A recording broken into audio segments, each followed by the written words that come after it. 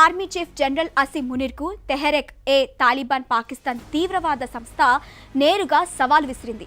సాధారణ సైనికులను చనిపోయేందుకు పంపడం ఆపి ధైర్యం ఉంటే ఉన్నత అధికారులు యుద్ధక్షేత్రంలోకి రావాలంటూ ఆ సంస్థకు చెందిన ఓ కీలక కమాండర్ హెచ్చరికలు జారీ చేశాడు.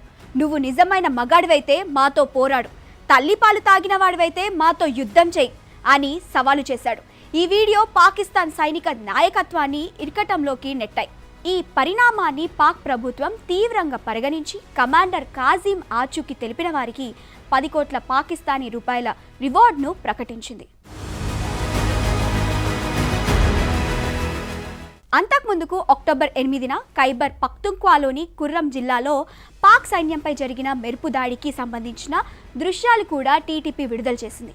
ఈ దాడిలో తాము 22 మంది సైనికులను హతమార్చామని, వారి ఆయుధాలు, వాహనాలు స్వాధీనం చేసుకున్నామని టీటీపీ ప్రకటించగా, పాకిస్తాన్ సైన్యం మాత్రం 11 మంది సైనికులు మాత్రమే మరణించారని అంగీకరించింది.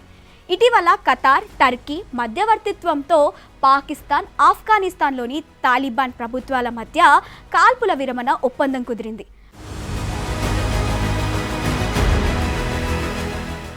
ఆఫ్ఘన్ భూభాగం నుంచి పనిచేస్తున్న టీటీపీ వంటి సాయుధ గ్రూపులపై కఠిన చర్యలు తీసుకుంటేనే ఈ ఒప్పందం నిలుస్తుందని పాకిస్తాన్ స్పష్టం చేసింది. అయినప్పటికీ టీటీపీ దాడులు ఏమాత్రం తగ్గలేదు.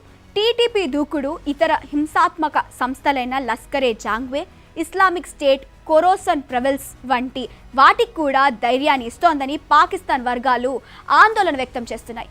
ఖైబర్ పఖ్తుంఖ్వాలో తీవ్రవాదాన్ని అణిచివేయడంలో పాక్ సైన్యం వైఫల్యాన్ని ఈ పరిణామాలు సూచిస్తున్నాయని విశ్లేషకులు భావిస్తున్నారు.